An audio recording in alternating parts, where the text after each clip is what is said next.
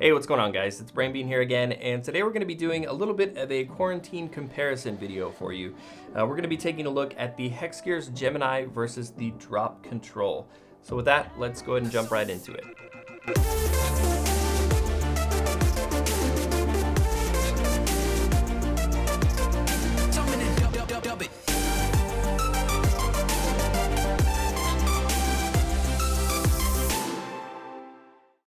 Secretlab combines best-in-class materials, a plethora of finish options, and industry-leading comfort to provide the ultimate seating experience.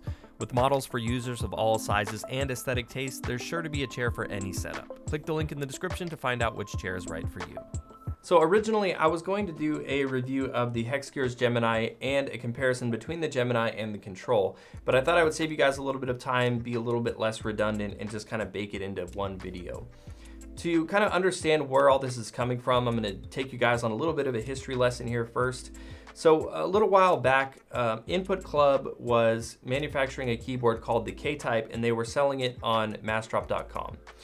This keyboard was pretty popular, but for whatever reason, Input Club and Drop ended up going their separate ways, and neither company had the rights to manufacture the K-Type anymore. And with that keyboard being really popular and there was a lot of demand for it, essentially Drop cloned the K-Type PCB and created the Control keyboard, and Input Club has essentially done the same thing and put it into the Gemini. And so while these keyboards are very much essentially the same keyboard, they do have a lot of very subtle differences. And so the point of this video is to take you guys through what those are and what the advantages to each keyboard would be. One thing, and probably the most important thing right off the bat, is that they are different prices. So the Hexgears Gemini comes in a little bit cheaper at 160 bucks, while the Drop Control is 200 bucks. And just keep that in mind throughout the rest of the comparison.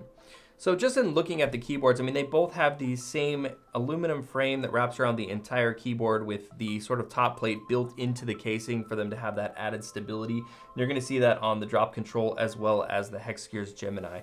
One minor variation here that you're going to notice is that the Gemini comes in two varieties. So they have what's called the Gemini Dusk, which is what you see here. It's a black casing with black keycaps. And then they also have the Dawn, which is a white casing with white keycaps. And on the Drop side of the house, it's going to be the same keyboard. They just got the one SKU, but that's going to be this silver metal chassis with the two-tone slate gray and charcoal gray keycaps. Overall build quality, though, feels identical. I mean, they weigh the same, they're the exact same dimensions, and by all accounts, if you looked at these two keyboards, for the most part, you would probably think they came from the same manufacturer, and these are just two different colorways. When we look at the underside of the keyboard, it's a little bit different here. On the Drops, they've got these small, little removable angled plastic feet that you can attach to the keyboard and change your typing angle. And when we look at the Hexgears, a little bit different. It's just a big bar that goes all the way across. So you've got three rubberized feet here instead of the two on the Drop side, but they both fasten to the keyboard exactly the same way. They're both nice and sturdy, and they both actually give you the exact same typing angle. So experience-wise, I mean, realistically, they're not going to be moving around all that much, so you shouldn't notice too much of a difference here. When we look at the back of both keyboards, both the Control and the Gemini have the USB-C ports in the back corners of the keyboard. And this serves two purposes. You can use it to just keep your cables a little bit cleaner on your desk and sort of have it run whichever way looks more aesthetically pleasing. Or you can use it as a pass-through as well and plug another USB-C port in here from something else and run it through the keyboard that way. Moving on to the keycaps, obviously there are a couple of differences here. Again, with the Gemini Dusk, you're gonna get the all black keycaps, and on the Dawn, you're gonna get the all white keycaps. And over here on the Drops, you're gonna get the two-tone slate gray and charcoal gray keycaps. Now they're both double shot PBT, so you do get a very similar experience. I do find the feeling on the Drop keycaps to be a little bit nicer. They're slightly grainy in texture, and I do feel like they're a little bit heavier. They also have a little bit clearer shine through to them, so they feel a little bit more vibrant. But in terms of the font, they're about the same on both keyboards. Nice and clean and simple. On the Hexgears, again, it's kind of smooth with a little bit of texture, although they feel a little bit lighter to them. So, and the reason for that is that these are cherry profile keycaps as well in the Gemini, which are a little bit more low profile and are actually very uncommon to see cherry profile keycaps stock on a keyboard.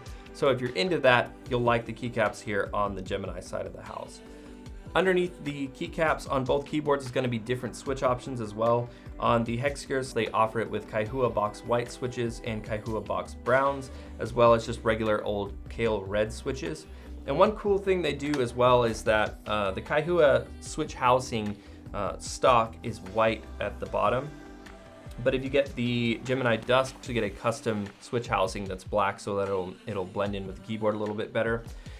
That being said, I do think the switch options on the drop side of the house are a little bit better. So you can get this keyboard with Cherry MX Blue and Brown switches, as well as Kaihua Box White and Kaihua Speed switches. And you can also get it with Halo True and Halo Clears, which Halo Clears are actually my favorite switch right now. So I do like that there's more options, as well as I think kind of better quality switch options on the drop. But again, these are both hot swappable keyboards too, so you can pop the switches out and put different ones in. And with the Gemini being the cheaper of the two keyboards, this is sort of a cheaper entry point into a hot swappable keyboard with the same features as the Control, so just keep that in mind. Looking at the stabilizers on both of these keyboards, now they're both plate-mounted Cherry style stabilizers, but there are a little bit of a difference, particularly if you look at the amount of rattle stock on these keyboards. Both of these are just basic tactile switches, so not much difference from the Switch in terms of sound, but if you listen to the Controls, it's definitely more rattle than on the Gemini. And I'm also going to do just a quick back-to-back sound test for you. Now these are the Kaihua Box Brown switches, and these are the Halo True switches. So again, both tactile, a little bit different, but you should get a pretty good idea of how these keyboards sound.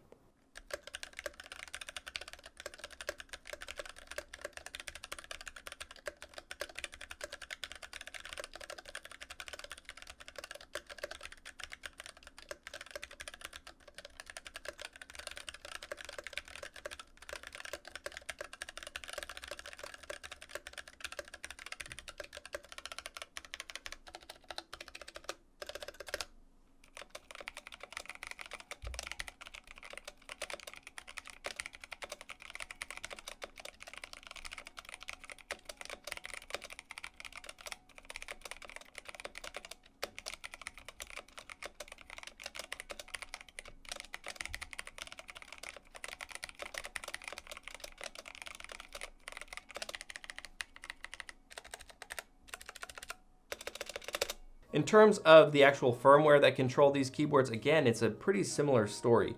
The Hexgears Gemini uses KLL firmware, while the Control uses QMK.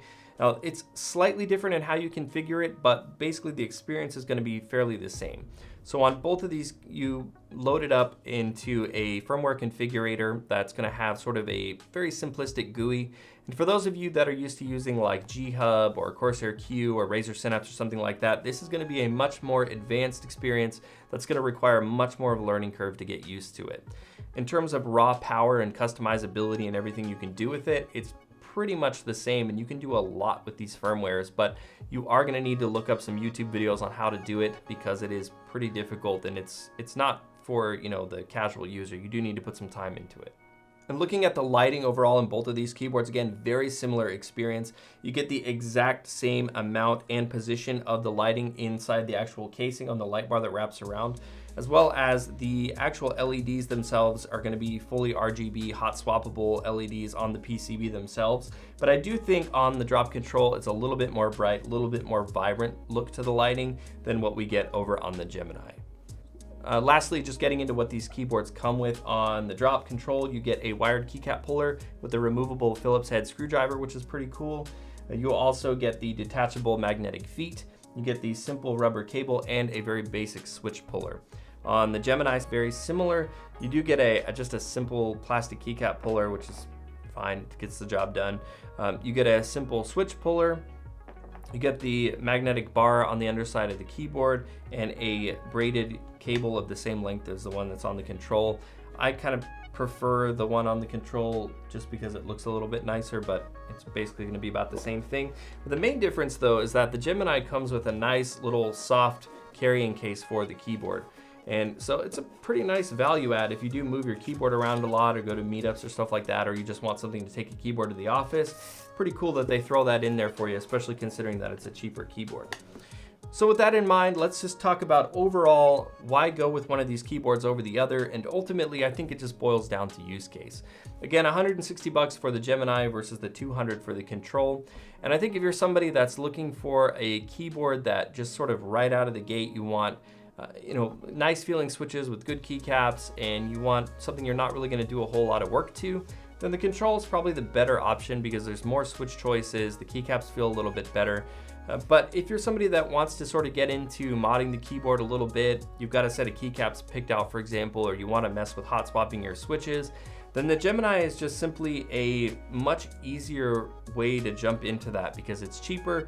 You get the carrying case, which is sort of a nice little add-on. And really my biggest gripes with this keyboard are that I'm not a huge fan of the switch options. And I do think the keycaps on the Gemini feel just a little bit less quality than the ones on the Drop keyboard. But again, if you've got a set of custom keycaps picked out and you're talking about swapping the switches, another big plus is that the Gemini comes in black and white, so you can use that to tie into your colorway setup a little bit more, and that white's also going to reflect more lighting, which is kind of cool. So there are good reasons to kind of look at both of these keyboards, and really I guess at this point I'm going to ask you guys, which one of these keyboards is your favorite and why would you go with one of these over the other? I'm curious to see where you guys fall on this one. Of course, you can give this video a like if you enjoyed it to show your support, and if you're new here on the channel, I'd love to see you guys subscribe. I'm gonna have a lot more of these quarantine comparisons kind of coming out for you, as well as now that I've got a lot of time to spend at home, probably start pumping out a couple of more videos for you. Anyways, guys, I hope you're all staying safe and staying inside and just using this quarantine as a way to get a lot of work done. If you see some healthcare workers, especially the nurses out there, with the EMS guys out there, be sure to thank them and realize that while we're sitting here, lounging, playing video games and stuff like that, they're working overtime and busting their butt on the front lines of this thing. So just make sure you guys say thank you to them. Of course, thank you guys for watching, and I will see you in the next one.